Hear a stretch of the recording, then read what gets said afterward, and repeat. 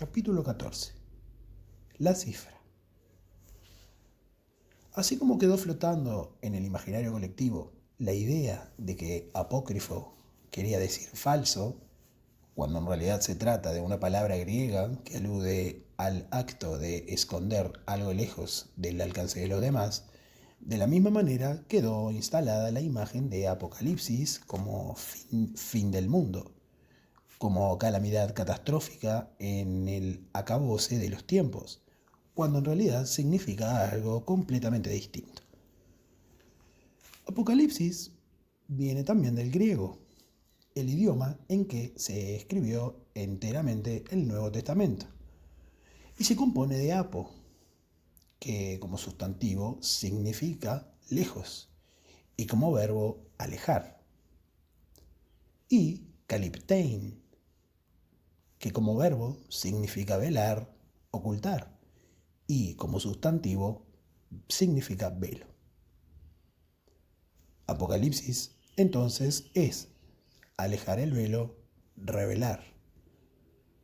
Por eso al libro final de la Biblia, que fue incluido a último momento como parte del Nuevo Testamento, se lo llama también el libro de las revelaciones, con lo cual aflora otro desvío: la idea de que el autor tuvo alocadas alucinaciones, producto de algún estado psíquico trastornado. Y no se trata de eso, sino sencillamente de alejar el velo, de revelar lo que estaba velado. El bando perdedor logró dejar encriptados en esas páginas los códigos para develar lo que había quedado oculto en el resto del Nuevo Testamento. Lo que el autor del Apocalipsis veía no eran revelaciones mágicas, sino la realidad patente de lo que estaba ocurriendo. El autor del Apocalipsis veía que los apóstoles de Jesús habían recibido de su maestro algo que era divino, y al cedérselo a Pablo y aceptar acomodar el mensaje a las demandas del momento de darle una religión a un imperio o un imperio a una religión, habían arruinado eso que originalmente era divino y, según el autor del Apocalipsis, lo habían convertido en algo deforme, contrahecho. Lo habían transformado en un monstruo, en una bestia. Entonces vi que emergía una bestia con 7 cabezas. Enseguida nos ocuparemos del dato de las 7 cabezas, pero prosigamos con la idea general del relato. El dragón le cedió su poder y su trono con un inmenso imperio. Toda la tierra, maravillada, siguió a la bestia, y todos adoraron al dragón porque él le había cedido el poder. Y también adoraron a la bestia, y cedió el poder sobre toda familia, pueblo, lengua y nación. Y la adoraron todos los habitantes de la tierra. Apocalipsis 13, del 1 al 7. A continuación, el autor lanza, entre signos de exclamación, lo que suena como un grito de desesperado para que alguien, en ese momento o en los siglos venideros, por favor se diera cuenta de lo que estaba pasando. El que pueda entender, que entienda. Apocalipsis 13, 9. Desde el punto de vista de Juan, María Magdalena, la familia de Jesús y el resto del bando derrotado, la iglesia del bando ganador se había regalado al poder político y se había entregado al dragón, al haber negociado con los emperadores de Roma, que en el apogeo del imperio eran los reyes de la tierra. De ahí la comparación en el Apocalipsis con la prostituta o la ramera, término que varía según la edición de la Biblia que uno tenga en las manos. Roma, el lugar donde estaba emplazada la iglesia del bando ganador, era conocida en aquel tiempo y todavía hoy como la ciudad de las 7 colinas, los montes Aventino, Capitolino, Celio, Esquilino, Palatino, Quirinal y Viminal, que rodean el campo de Marte, un valle al margen del Tíber, el río más importante y más grande de la zona central de la península itálica. 4 capítulos después de mencionar a la bestia con 7 cabezas, el autor del Apocalipsis brinda la pista para descifrar lo que está queriendo decir. Para comprender esto, es necesario tener inteligencia y sutileza. Las 7 cabezas son las 7 colinas, sobre las cuales está sentada la mujer. Apocalipsis 17:9. ¿Qué mujer? La famosa prostituta, que está sentada a la orilla de los grandes ríos. Los reyes de la tierra han fornicado con ella, y los habitantes del mundo se han embriagado con el vino de su prostitución. Apocalipsis 17:1. La mujer estaba vestida de púrpura y escarlata, resplandeciente de oro, de piedras preciosas y de perlas, y tenía en su mano una copa de oro colmada de la abominable impureza de su fornicación. Apocalipsis 17:4. Pero más importante, más aún el de las 7 cabezas, es el otro dato numérico, el que permite reconstruir la historia que subyace bajo los textos intervenidos del Nuevo Testamento. La idea instalada en el imaginario colectivo respecto del 666 remite por lo general a demonios, a seres extraños de otra dimensión o a poderes innaturales del inframundo. El autor del Apocalipsis, sin embargo, aclara que está hablando de una cifra humana. Apocalipsis 13:18. No se trataría entonces de fuerzas portentosas ni de endiabladas entelequias, sino de un ser humano. Un ser humano cuyo nombre portaba 3 seises, porque ese era el número de su nombre. Apocalipsis 15:2. Esa era la cifra que corresponde a su nombre. Apocalipsis 13:17. En aquel tiempo era costumbre referirse a las personas por su lugar de origen. Jesús era conocido como Jesús de Nazaret y Pablo como Pablo, Saulo de Tarso. En griego, Pablo es Paulus, Saluo es Saulos, Tarso es Tarsus y la construcción de Tarso es Tarsea. Tanto en caracteres griegos como en caracteres latinos, el nombre porta 6 ses. Paulos, Saulos, Tarsea. 6 letras, 6 letras, 6 letras. Y así, al señalar a Pablo como el anticristo, el número encriptado se vuelve la contraseña mágica, que permite levantar el velo y sacar a la luz una versión completamente nueva de lo que sucedió hace 2000 años. Esa fue la genialidad del autor del Apocalipsis.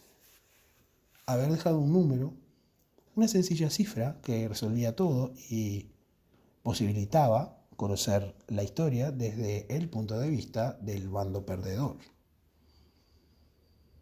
Después está en cada uno determinar cuál de las dos versiones le suena más real, si la del bando ganador o la del bando perdedor.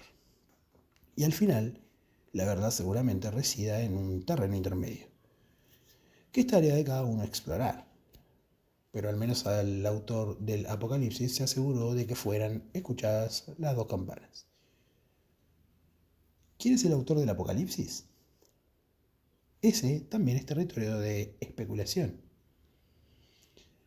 El autor se lo conoce como Juan de Patmos, por haber escrito la obra en cautiverio, preso en la isla griega de Patmos, y durante siglos se sostuvo que se trataba de Juan el apóstol, el evangelista, el máximo jefe, junto con María Magdalena, del bando perdedor en la lucha política posterior a Jesús. Encajaría perfecto que haya sido él, y algunos datos históricos respaldan la hipótesis. Juan no solamente era el más joven de los 12, sino que resultó el más longevo. No parece locado pensar que él haya pasado su vejez encarcelado en Grecia, cuando ya los otros apóstoles habían muerto martirizados. Historiadores más recientes, no obstante, aseguran que Juan de Patmos es otro Juan, distinto del apóstol. Sobre este punto tengo, en mi caso, una sensación dividida. Una parte de mí desea fervientemente que los dos Juanes sean el mismo Juan, así todo cierra por todos lados.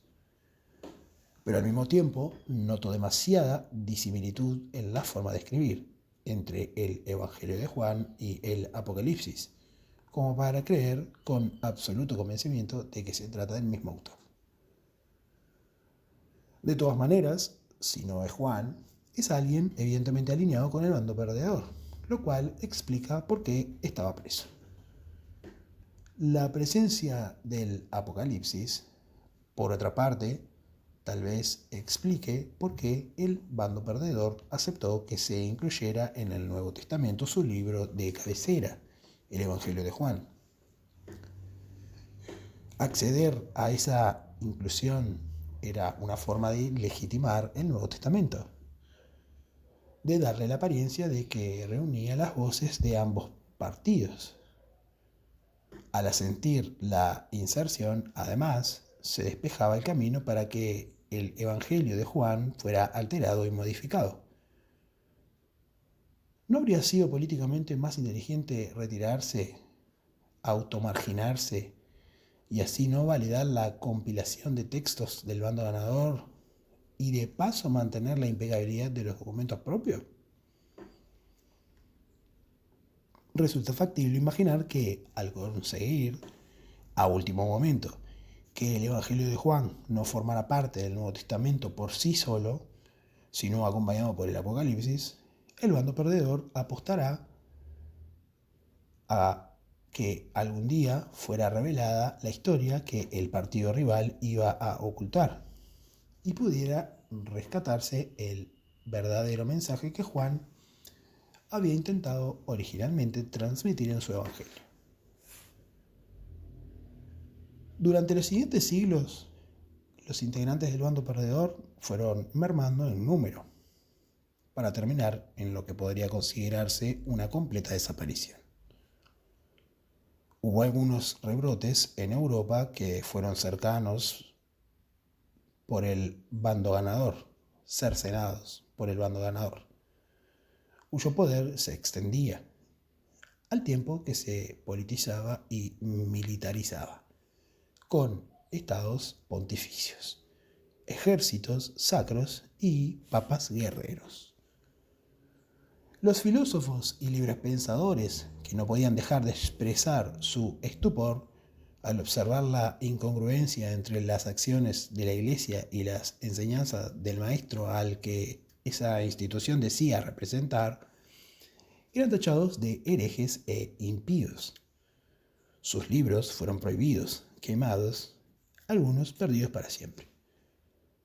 Sin embargo, hubo tantos autores que se promulgaron sobre el tema y tantos de tan alta reputación en la comunidad intelectual de sus respectivos países, que muchos de ellos recibieron la protección de sus pares, gracias a lo cual la bibliografía disponible sigue siendo extensa, con pasares no menos encendidos que los Apocalipsis, como este de Voltaire.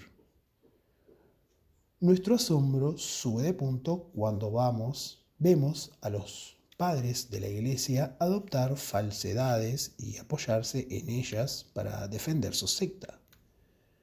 ¿Cómo se han acreditado tales patrañas? Apenas pensar que el feroz deseo de propagar esas insensateces haya aniquilado buena parte de la tierra,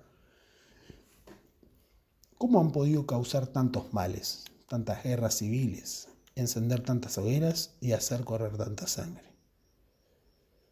Varios de los escritores que, al igual que Voltaire, advirtieron el divorcio entre la iglesia del bando ganador y el mensaje original de Jesús, identificaron expresamente a Pablo como el responsable de haber iniciado ese proceso. Pero ninguno lo señaló con tanta vehemencia como Nietzsche, autor de un libro titulado El Anticristo.